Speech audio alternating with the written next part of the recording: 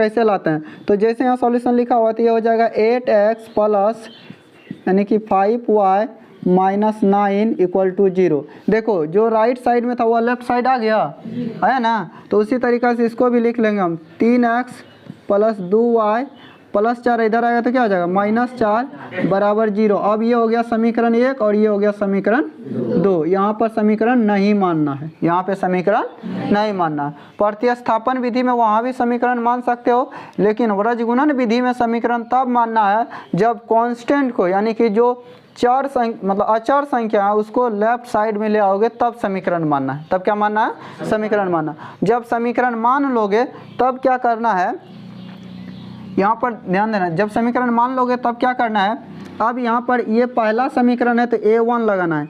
a1 जैसे लगाए तो a1 का मान हो गया 8, कितना हो गया 8। अब जैसे यहाँ पे हम b1 लिखते हैं तो b1 का मान हो गया 5, कितना हो गया 5। अब यहाँ पे c1 लिखते हैं तो c1 का मान हो गया -9, कितना हो गया -9। अब ये दूसरा समीकरण है तो यहाँ पर लिखेंगे a2, क्या लिखेंगे a2 का मान हो गया 3, कितना हो गया 3। अब यहाँ पे हो गया तुम्हारा b2, तो b2 का मान कितना हो गया तुम लोग बताओ 2, कितना हो जी 2। और यहाँ पे हो गया c2, तो c2 का मान बताओ तुम लोग कितना हो गया -4, कितना हो गया -4। जब यहाँ पर मान पुट कर लिए समझो, तो x बराबर फॉर्मूला लिखते हैं। क्या करते हैं, x बराबर फॉर्मूला लिखते हैं। हम यहाँ पर लिखते हैं, तुम लोग जैसे अपना कॉपी में इसके नीचे लिखना।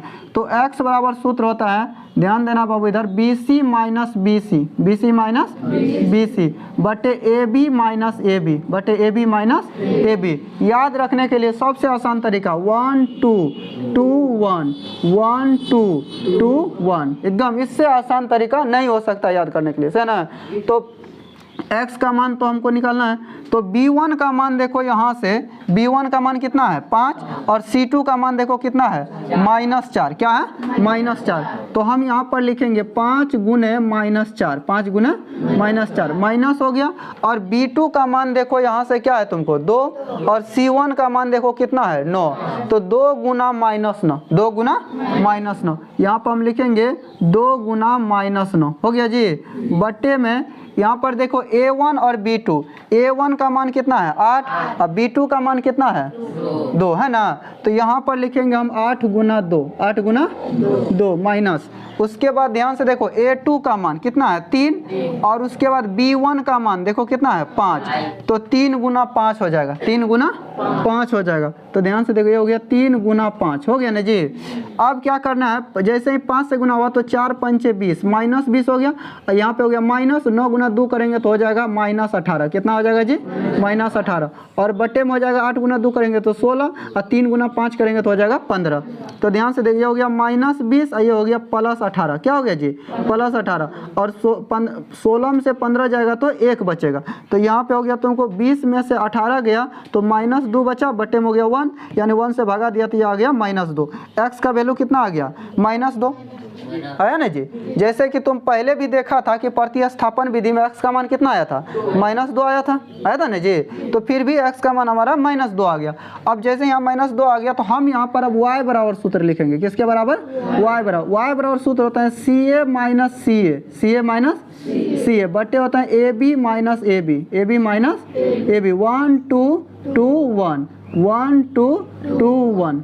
अभी समझ लो, ये जो जीवन है ना तुमको ये समझने के लिए मिला बचपना बाबू, फिर से ये बचपना ना किसी का आया है ना आएगा, समझा ना। लाख मशक्कत कर लेगा लेकिन ये बचपना कोई लौटा करके नहीं दे पाएगा, दे ही नहीं पाएगा। इसे समझो, यहाँ पर जो सूत्र याद करने का नियम बता रहे हैं उसी प्रकार से याद भी करना है। तो यहाँ पर क्या करना है हमको, C1 का मान देखो, यहाँ से C1 का मान देखो, यहाँ पे देखो कितना है जी -9, है ना। A2 का मान देखो यहाँ से कितना है, यहाँ पे हो गया 3, तो ये हो गया तुमको माइनस। उसके बाद ध्यान से देखो C2 का मान देखो यहाँ से कितना है -4, कितना है -4। और उसके बाद A1 का मान देखो यहाँ से कितना है जी 8। उसके बाद बटे में हो गया तुमको यहाँ पर तो वही रह जाएगा, ध्यान से देखो 8 गुना 2 यहाँ पर हो जाएगा 3 गुना 5, क्या हो जाएगा 3 गुना 5, क्योंकि ये और ये दोनों सेम रहता है, ये और ये दोनों सेम रहता है, तो इसलिए वही हो जाएगा। चलो यहाँ देखो बता दिए बाबू कि ये वाला और ये वाला ऑलरेडी सेम रहता है, तो इसीलिए जो फिगर यहाँ पर है वही फिगर यहाँ भी उतार दिए, ना समझा, एकदम सेम डिजिट उतर जाएगा। तो ये हो जाएगा 9 गुना 3 करेंगे तो 9 तिया 27 हो जाएगा, ये माइनस हो जाएगा और ये माइनस होगा। 8 गुना 4 करेंगे तो ये हो जाएगा 32, माइनस 32 होगा। बटे में हो जाएगा तुमको 16, माइनस हो जाएगा 15, क्या हो जाएगा 15। तो ये हो गया माइनस 27 और यहाँ हो जाएगा प्लस 32, क्या हो जाएगा जी प्लस 32, और यहाँ पे बच जाएगा 1, कितना बच जाएगा 1। तो 32 में से 27 घटाएगा, तो 32 में से जैसे 27 माइनस करेगा तो 12 में से 7 गया तो 5, ये हो जाएगा कैंसिल, यानी कि 5/1 होगा, 1 से भगा देंगे तो ये 5 हो गया, कितना हो गया 5। और यहाँ पे तुम्हारा y का जो मान आ गया वह 5 हो गया, कितना हो गया 5। यानी कि अब तुम्हारा जो आंसर हुआ x बराबर हो गया -2 और y बराबर हो गया 5, और यही हो गया तुम्हारा आंसर। यही तुम्हारा क्या हो गया आंसर, उतार लो, है ना।